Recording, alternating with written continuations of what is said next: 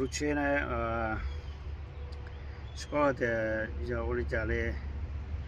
cái trò mà ít chỉ chơi trong này và sát lom rầm tới cho nó chơi trong này và nó phân nó được chỉ hậu chơi trong này phân kỹ cái thầu cái chum lại cho nên đang thiết làวันเดินยาตาเราเนี่ยชวนแต่เจ้ากูมาขี้เบลจำเบลละใช้จะตรงนี้จำเบลเดินกูชิตเอาท่าที่เขาเทียเจ้ากูต้องมาลองจะเชื่อเลยมาเขาตั้งเหมือนเดินในจึงม้วนในเรื่องกูเทียนั่นจะเพิ่งกินเบลจำมันอีเพียเกี่ยซื้อเจ้าตรงนี้เนื้อเพิ่งเบลแต่ก็เลยนั่นเบลเจ้าตรงนี้เบลเจ้าตรงนี้แต่เบลเนี่ยตอบไม่ชิตัวเลยนะสู้นะcho nên cũng tỏ chế cú ta sao chế đam lên đó từ yêu lo lia chứ chứ cũng như ta sao lấy sự thì trong nó chế thầu đại cú số mê lại mà sao rồi nó này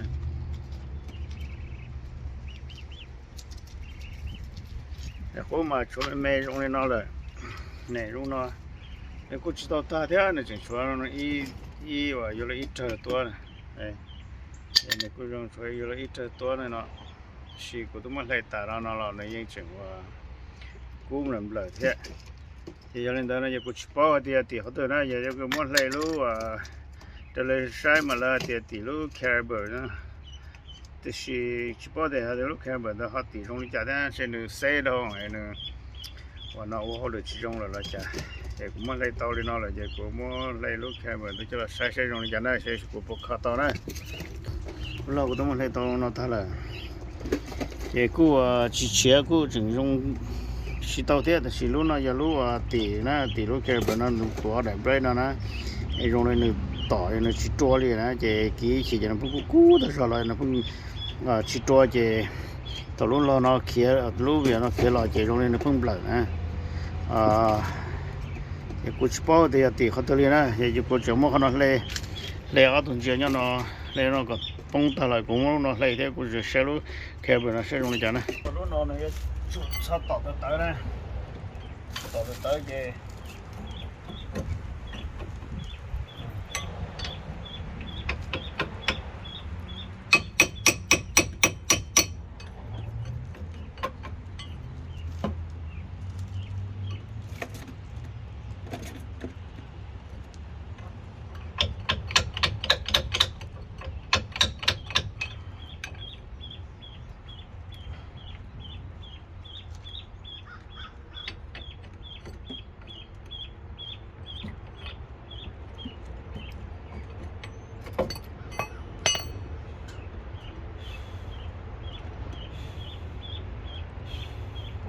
giờ thì lúc nào mà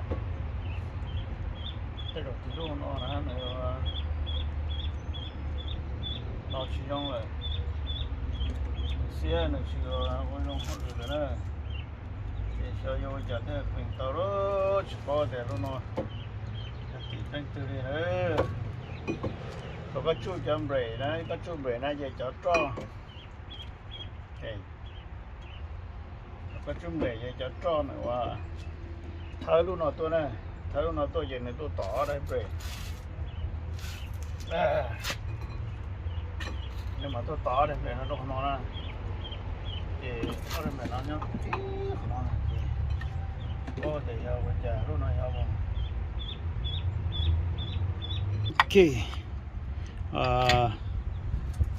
ô tô nó giờ ô tô chỉnh chỉnh này ô tô nó giờ ô tô chỉnh chỉnh giờ thì nếu chỉ giá rồi này tôi nói nè tôi chia tôi nói tôi luôn này kia về nó luôn đó này mấy luôn bu nhá nó thế luôn bu nó giờ tôi nó xe lại nó chỉ giá lại nó chỉ này xe tôi luôn lo thế này nó chỉ tôi nó giá to chỉ có mấy chú nó tới bài này này trong đây mà thế con chú trên được bài điện tử cũng chẳng hay tôi hỏi là có tí giả thôi là tí giả nó mua xỉ xe này tôi nó giá to này phải to lò phải to phải lò thì chủ mua trâu thế nó chủ mua to lò giả tôi nó là chủ mua to lò thế nó chỉ tỉ ở tụi nó nè chỉ cho tỉ lúc sổ nó rồi đó nè lúc sổ nó giờ lúc xe rồi hey nó giờ bị trả hay thì xe cái này dùng nó họ nó xe tàn họ vì đó họ to họ này to họ chỉ cho Greece nhớ nó xây ta này xây họ nó thì cho nên đó lúc nào theo chỉ giá nó push tôi chỉ nó nhớ lên đó chỉ nó tới lên đó sẽ nó chỉ cả ngầu đó này có chọn bể là nó chỉ ngầu có chú là nó chỉ cả tôi thế này chỉ thế đại lúc nó chỉ có mỗi lúc nó sẽ cho là khi ta sẽ nó dùng để trả thì ít nó cũng mà sửa của yêu trả thế khi nó chỉ tao xì đua lên rồi nè mà yêu nhau chấp là yêu ít mình nhỏ nè ít mình nhỏ là chỉ dùng ít mình nhỏ tin năng là chỉ dùng giả dùng để mình nhỏ là thế cho con người do YouTube nữa là chơi nhiều xa thì yêu nữa nè nè chỉ có nhớ con từ nhớ con tới có muốn nên cho một chia họ bắt tới nó nhớ nó họ là nó những quan thiệt có đi đó nè kia là tí giả tí năng thế là thì và nature thế nature nó này nature mà nó yêu lò nó trả cho nó yêu to lên đời nó luôn lên đời đó cái con nature nó mà yêu cho là tu nè cho là tu mới rồi mới mò đồ nó trên nó sầu đi yêu để cho tôi sinh trưởng trong đi yêu nó chỉ sao thì yêu cho nên nó chỉ là rồi tôi chưa làm gì cả theo thì yêu tôi sinh trưởng trong thì có giờ một yêu này bút thơ nè lo chua nè mấy nè má chỉ cho là tu là nè yên yêu sầu to yêu trong họ tròn xa nó mà nè yên tỷ nè họ tròn xa theo họ tròn xa mà nè yên họ tròn xa là lệ cái món này sầu có tao đấy nè lệ tròn ra cho nên lệ mua lên tới đấy nè cái xí lười giá nó chơi nó như chúng nông thì họ có hại hoặc là họ có sầu còn nó sầu ạ này chơi có tôi mới nhờ nó mà rồi nhờ tôi you need to go to bed, okay? Come on. Come on. Come on.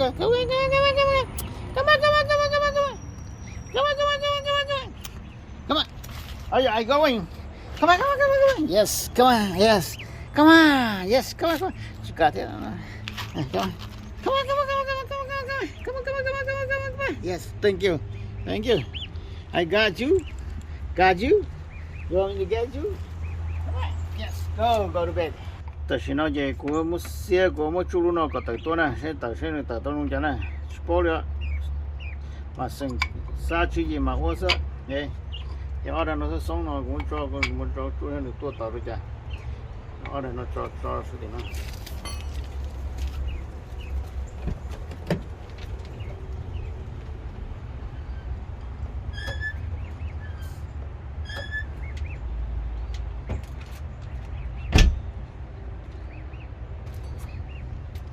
cái này tôi需要种木头呢，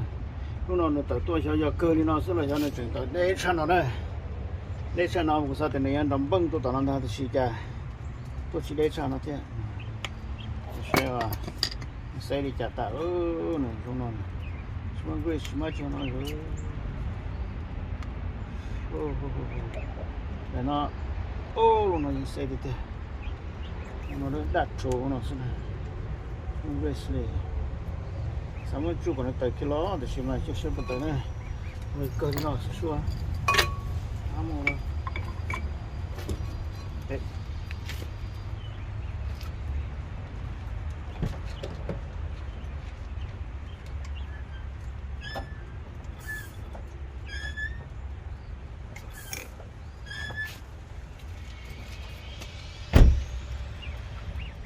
ê con trời thì kiểu thì luôn nằm lò kia thôi sao nó xây rồi thì thế này cũng chú hàng con nó cả tờ xây thì chúng đã nó to đó là tờ chúng nó sẽ cho nên cũng chả đấy xây thì nó nằm lò nó sport thì nó chú tờ lò chơi là cá khó lá đâu ha sao mà này nó em bây giờ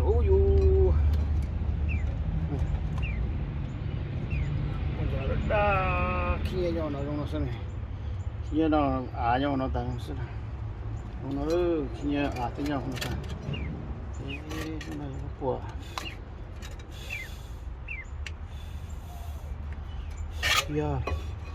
giờ thì cũng muốn nó chút tờ rồi nè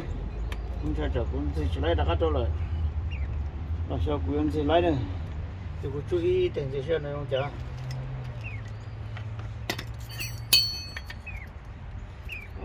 bỏ đây ý thế gì tí rồi thì sao cho nó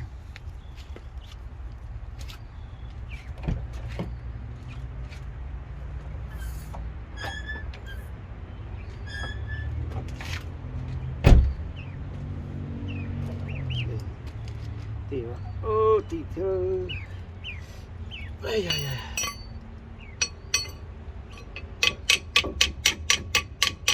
trong tới chưa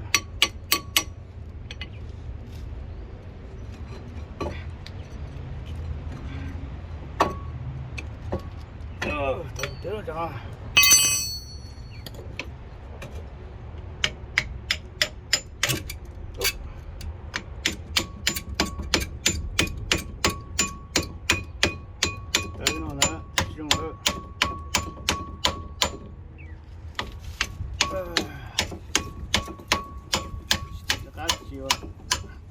chúng ta chạy nhau lên chạy đi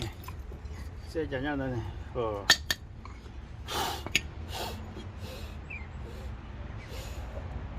trên chạy trong giờ luôn cũng nó cho là place kia nhau nó đỡ đi đâu kia nhau nó đông nó sẽ đây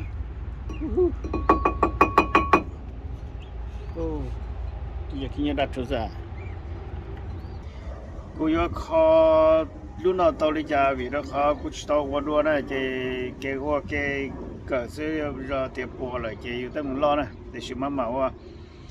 cô yêu mỗi chú còn được tập play lo giờ hạt thì tao nè giờ cũng mất lên để cho lo lại nó cô yêu chỉ mua cho air pressure là một push luôn đó tao nè cái giờ cũng trong tao ta nó to nó mà tới rồi giờ tao thì chỉ trả chỉ học bò thế cái cô chỉ này nhớ nên để cho lo break để cho cũng muốn được chú ấy còn được tự khi tôi tao nó sử dụng cho nên cũng mà màu giờ thì lúc nó xây đông rồi lúc nó giờ lúc piston thì mà lúc hậu nó mới khâu lúc vào vùng còn nó hậu chỉ nên sử mỗi lúc dài nhau hậu thế còn lúc đó một tao lò của nó cho sao đi chua thế chua tao lúc đó tự một tao lò chỉ lúc nó xây thôi rồi chỉ được cho dài nữa nó sẽ xây thế này thì lúc còn đó là chỉ bao thì nó xây thì giả sát đó thì nó chỉ thế thì lúc đó lúc anh nó có chú mù là nó tua sự chỉ nó chỉ cả thì cái này chỉ đây là chỉ thế thì lúc đó lúc xây chỉ chân thiệt và nó cũng nhẹ tụm đấy cũng nhẹ này chỉ cho nên nó cũng muốn chú hết tàu đi trả hết nó này ok nói chung là nó cũng tôi muốn nữa tôi muốn là chú nó cứ tận đây lên nó là ấy tận đây nó là tất nhiên mà yêu cả cơ cái thì nó mà thế lúc nó thế tận tôi là nó chỉ cho nó chỉ luôn già nó giờ lúc to là gì thế này khi nhẹ tàu nó nè ấy khi nhẹ tàu trong này và này bỏ nó hiện tại trong nó xây ta thì chỉ nó lên chỉ to chỉ chỉ to buồn to thế你只是弄高的时候要塞的好了是我们住个等多少钱能弄讲呢是要住太太这个找着住了给找着住了 OK 到了到找着整呢找就才到的nó tới tôi cho hắn được ok đó giờ trong này tới cho ta xem mà trong này nhóc cơ chỉ tao tí nữa là tới cho sư được không tới đó lúc xe lò rồi chứ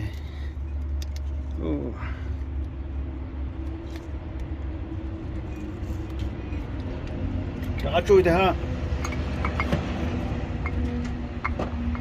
tại thế này plong thế này bây giờ trọt tới sẽ chỉ lo với tôi stop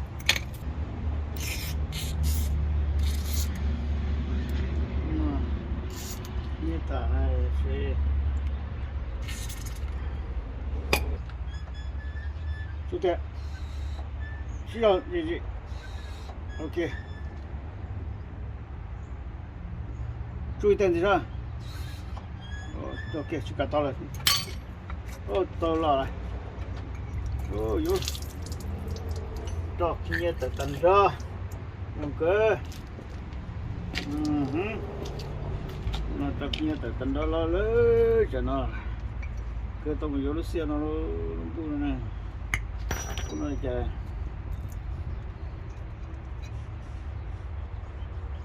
nó khi nhớ tôm nó thở nó mà có được nè sẽ đi chờ thế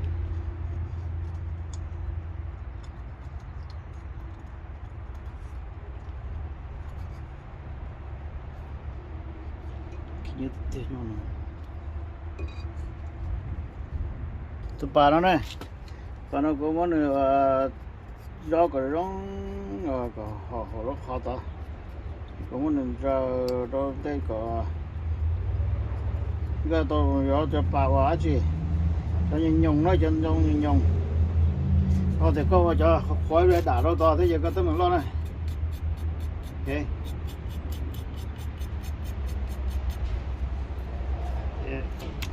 this long nó này không chờ rất khó tại nó sẽ chặt I think I can sand this like that yeah it's a good idea but we'll see nó lỡ nó chè vô xe vô chặt tới lấy tao lúc nó tới lúc nó mày lúc nó okay nó dùng brake everything nó lo cái như ta lo trot ta liền nè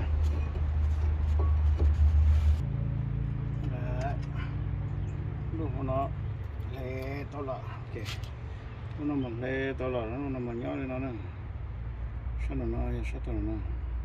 sao nó sao được ok nó chỉ là lên cả ta giống mà nó không dừng tao hơn sao hơn nó thì thở cơn giòn trong thì lúc nào mà nửa cái sao to sao nhẹ theo sao nó mình chỉ nhẹ rồi nó sao nó mình chỉ to rồi chỉ trong nửa sáng này trong cái thứ thì nó chỉ to lọ nó lỡ vậy mà nó dần rồi xí mà cái tôi chỉ thế này cái trong hoa chỉ trong thì đi chợ thế trở muốn gì đâu giờ họ sao to sao nhẹ I don't think so trong này trong giả sử mà mình rồi sang thế này số lúc sao nó mà giờ lúc đây nhọ nó mà giờ chợ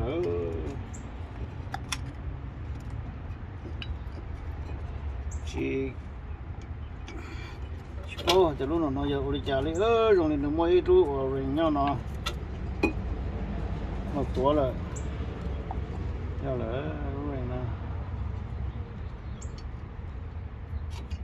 rồi nó là tuổi rồi ok nó rồi nhau nó này nó rồi nó mà đi chợ tới chạy đó là chỉ nhớ trở này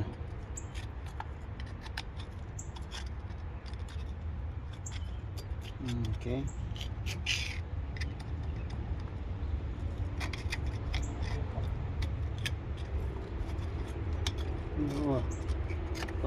ta có bỏ tụ cá lô nó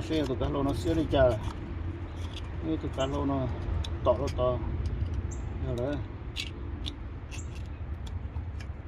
tụ cá lô nó to mà nó thấy nhớ được tốt đó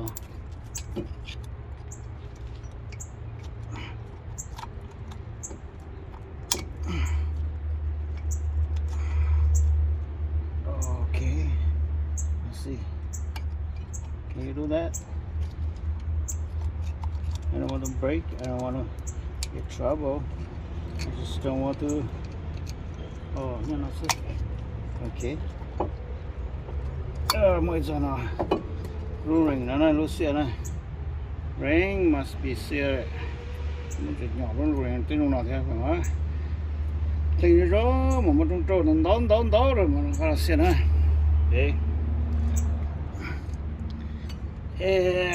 chỉ lúc nào tao nó tao là chú sẽ bỏ lỡ đó chúng tôi tên này chú lỡ sự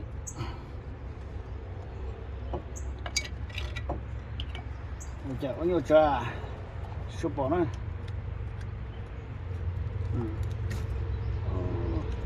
nó mất xe tới rồi này nó ok được kìa nó này từ tới này này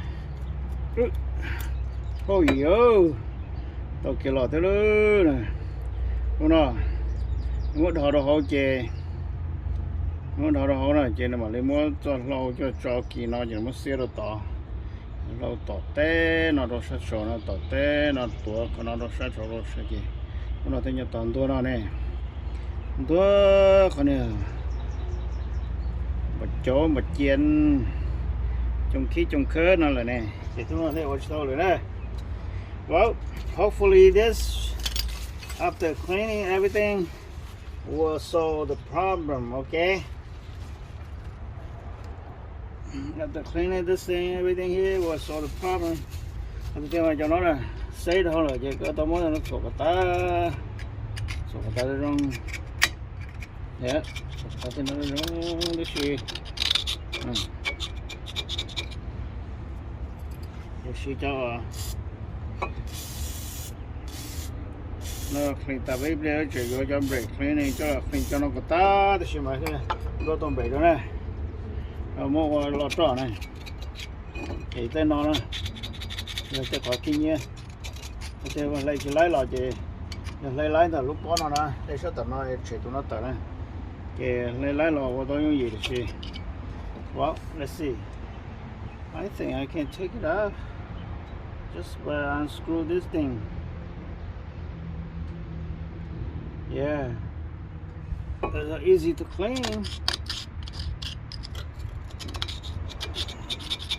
or just do like this whoa chúng khi cho tàu thế thì có khi cho tàu này nhớ ra rồi họ xây thế chế mà vậy nên là mà thế chúng cô cái thằng đó đa là qua các bạn cho làm rồi cho chua này cho brake cleaner ta đó gì thế đây chúng cô nó nè nó chúng chuyển qua ở kia nhé ở kia là gì là kia là gì chúng sẽ tàu nó này mà tôi gọi là quay cái món bò đấy thì nó tạm thời tôi chỉ nó như perfect hết đấy ok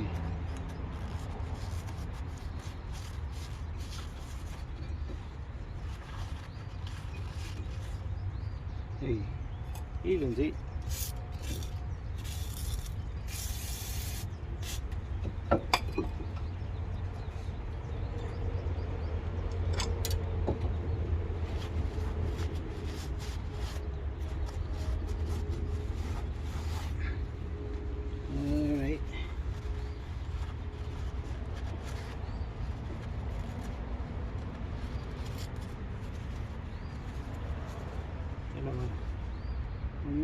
cái thế này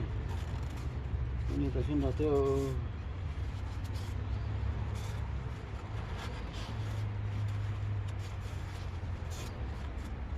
đây nhớ đâu tao chắn tôi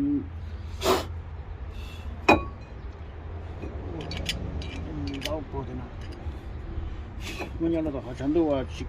to nó chỉ bỏ hoa này rong nó rong thế đấy nó vào the brake cleaner brake cleaner almost done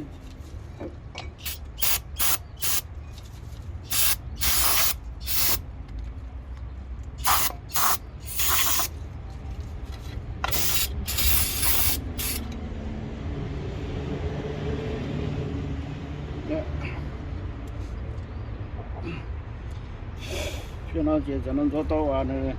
cái này đu này rồi to nó chỉ đu nó đu lại ấy đu dùng có đến nó lại chia lên nó to này thì vô lên nó ra luôn nó ok nó này là piston nếu có chỉ tao phải một thứ đấy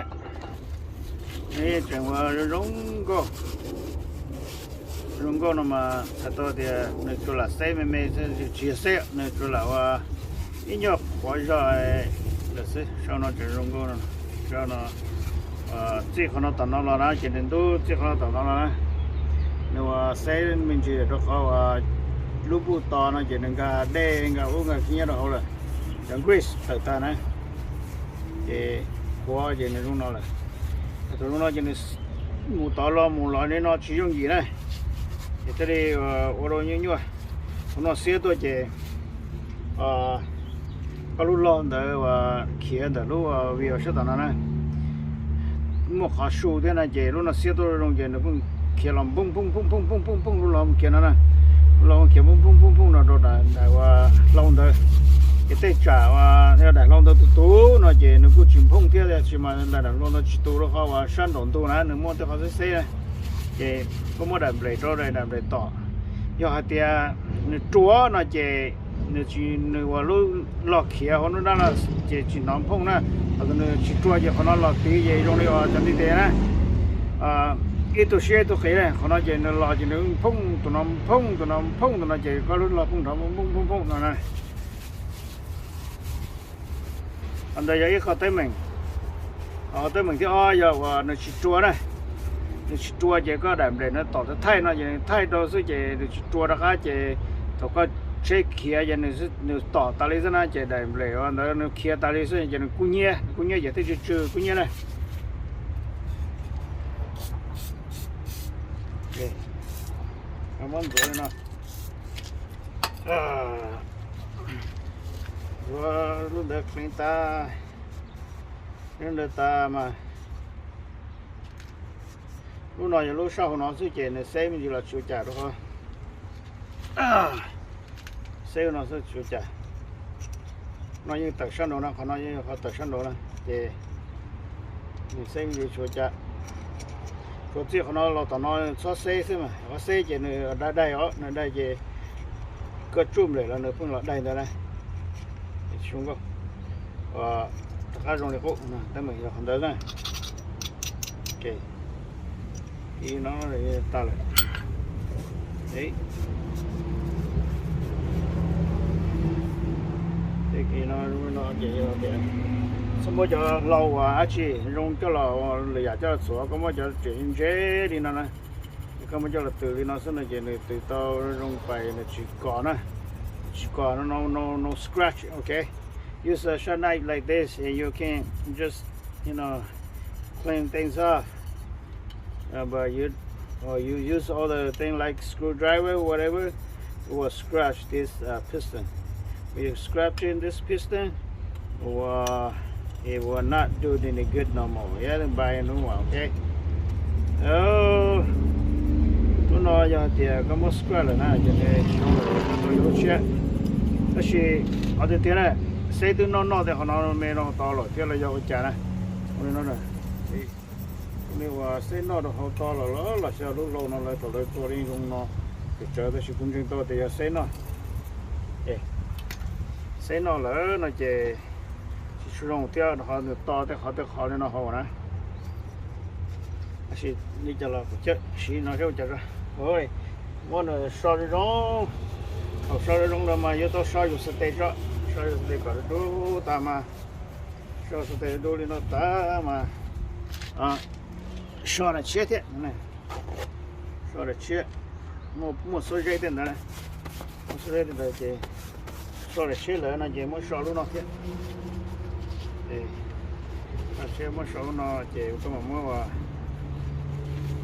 để khó vào trong nó này chở brake chở nó giờ lấy brake part cleaner ok mới nó cho là xịt té đó sẽ không được rồi giờ cái gì chỉ tôi tao có mua gì xa có mua plong của này không plong về tên mình giờ brake cleaner nó mà nó chỉ có trọ nếu giấy cho trọ thì chỉ mà lần sau tôi cho trọ luôn này rồi cho trọ là giả cho nhóc nó ê cái thời lúc nó lớn nó chỉ cuối một xí lúc khó chọn tới xe nó bùng ga dùng gì đấy dùng ga dùng gì nó chỉ I think cho khó cuộc làm gì sao cho tôi bà mà ta cũng gì cho sao lọ lúc xí lúc nó sẽ dùng chả nè xí lúc nó okay wow that's right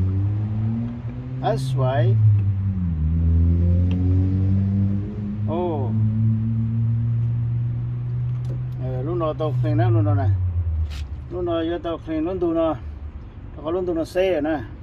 luôn tụi nó xe chỉ có chiếu nó một tàu chỉ nó kind of holding together tight okay I have to clean that one again. Use that to push a little bit more. Stop it that way from coming. Okay. And now we are clean. Don't do nothing. Don't do no sailor. Okay. Don't do no sailor. Just tell you what you don't know. You want. One day we are clean. Don't do no cause wrong. Ma go down to the sandpaper. This is we just scratch cut on it. Look at that. Cut on ma. You to so mo chop chop. Đó là chop don't do no. Don't know. You to sailor. Cái luôn đó tiếp tục sử dụng gì nè. Okay. Hôm nay có tới mình cái này đó. Chỉ sử dụng cái này. Yeah, it's okay.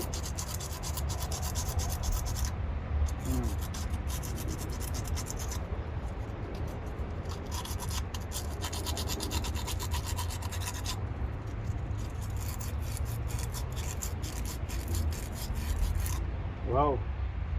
nó có chia những gì đó.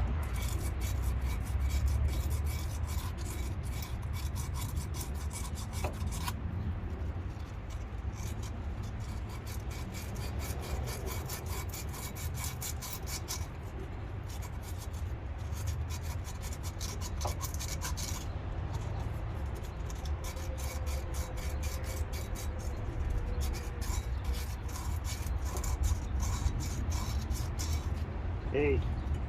cái tiền tao đi xa nó sao thì nó sốt to kia còn lâu nữa đâu mà nó chỉ cho ông vô được đâu mà mà thế này mà sốt to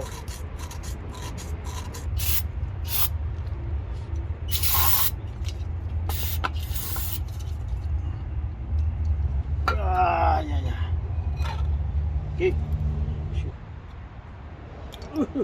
cho kia nè sinh trưởng nó lo đấy. Yes, see, how's that? Ooh. Ooh. Yes, very good. Đúng rồi, giờ mình vô lúc xe là cái gì chỉ nó này sinh chỉnh là đã chỉnh cái đó hết rồi nó tôi nắn rơn chữ này rơn chữ ok rơn chữ kia đó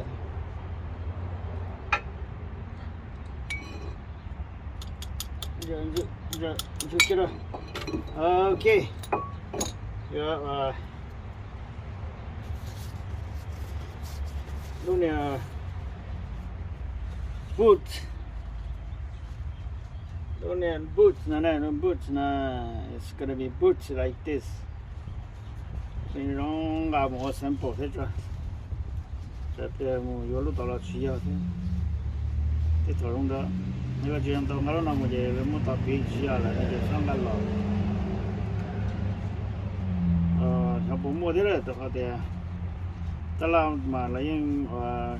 khởi tên năm đâu cỡ thì mình đâu tao không chỉ là chỉ mua tiền nó giờ tao rồi thế này giờ giờ chọn rồi thế giờ tao lo chi nó tận thế nào cũng mua tiền có tao nằm bao chặt cái anh tôi xin tôi chặt cái anh tôi thế ok lúc nào người ta là chạy chua lúc nào giờ lúc inner sea nó orange nó inner sea orange this gotta be clean too clean to see thế. Make sure I mark whatever inside outside. Yes. Maybe no no. Eso no vaya shower dirty na sa tundo.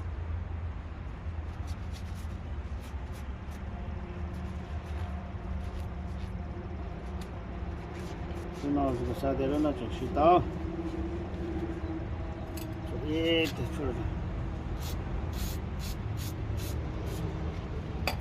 Não mando água.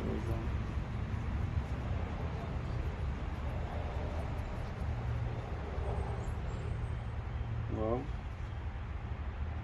scratch it.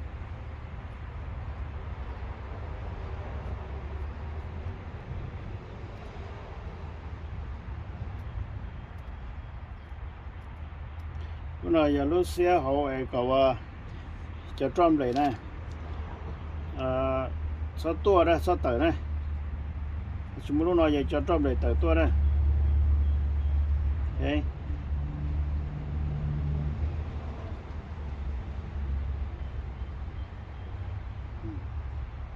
dùng cái tí giờ là chỉ bảo để sát thì giờ sát ở sát đồ nó cho nó chúng ta nó ok sát đó giờ sát thôi đi trả lo đó ăn gì đi trả lo thế này qua rồi đấy